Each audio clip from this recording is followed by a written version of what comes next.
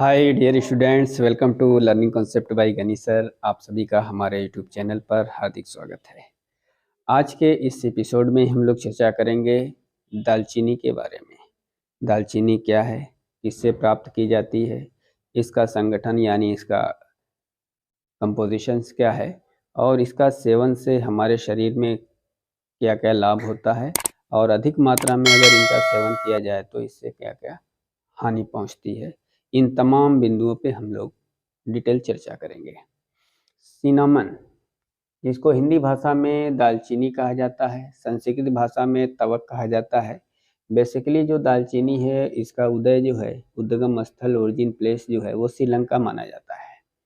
बात अगर हम दालचीनी के बोटेनिकल नेम यानी वानस्पतिक नाम की अगर करें तो इसका बोटेनिकल नेम सिनामोमम वर्नम होता है और इसकी फैमिली का नाम लायूरेसी होता है।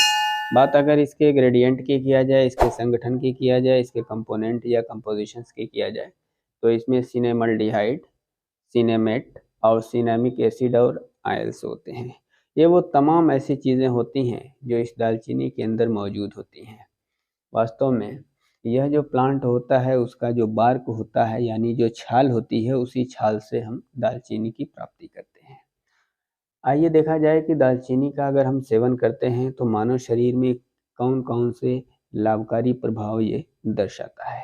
सबसे पहला लाभ, गठिया और एलर्जी को कम करने में सहायक होता है। इसके सेवन से ब्रेन जो होता है वो एक्टिव होता है। क्योंकि जो दालचीनी होती है इसकी तासीर गर्म होती है, इसलिए दिन में 1 चम्मच ही जो है इसका सेवन किया जाना चाहिए। ब्रेन को एक्टिव रखता है। तीसरा है कि इसकी खुशबू को अगर सूंघा जाए तो इससे याददाश्त तेज होती है।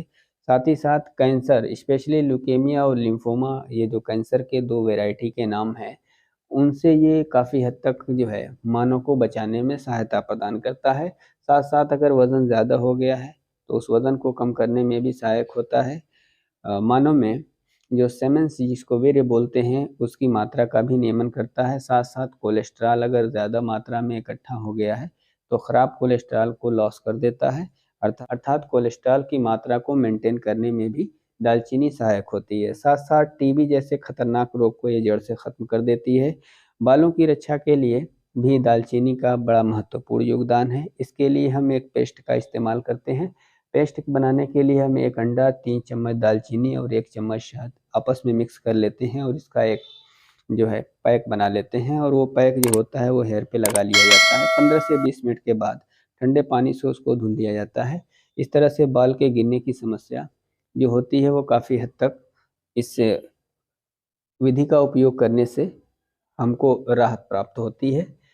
हार्ट से संबंधित जितनी डिसीज़ होती है उसमें भी ये जो है काफ़ी राहत या मददगार साबित होता है। साथ साथ कुछ ऐसे भी लोग होते हैं जिनके स्टमक से संबंधित प्रॉब्लम होती है और उसके सांस में काफ़ी दुर्गंध आती है, अर्थात सांस की बदबू की समस्या से पीड़ित होते हैं।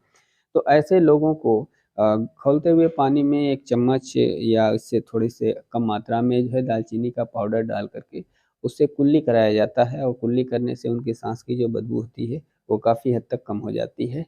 साथ साथ ब्लड सर्कुलेशन का तेज़ होना भी इस दालचीनी का एक मेन काम होता है।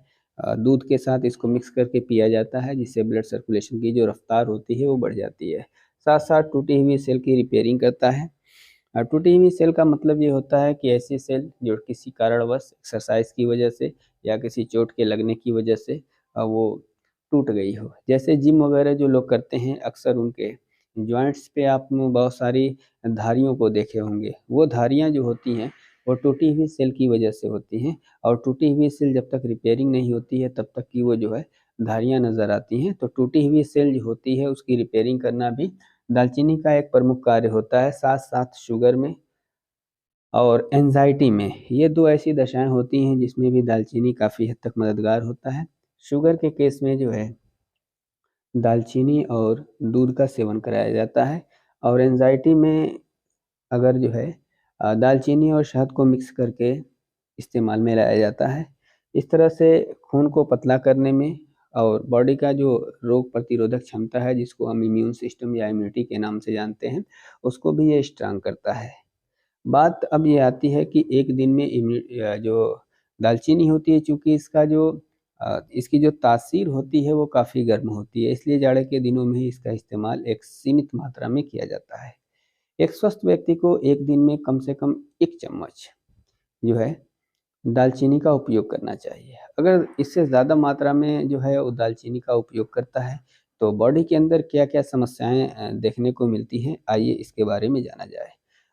दालचीनी के अधिक सेवन से होने वाले जो नुकसान हैं, उसमें पहला नुकसान होता है कि लिवर डैमेज होने का खतरा होता है। साथ-साथ मुँह में छाले पड़ने की संभावना, कैंसर होने की संभावना, ग्लूकोज़ लेवल कम हो जाता है जिससे इंसान थका हुआ महसूस होता है, अर्थात वो एनर्जी से भरपूर अपने को महसूस नहीं करता है, साथ-साथ साँस लेने में काफ़ी दिक्कत का सामना करना पड़ता है।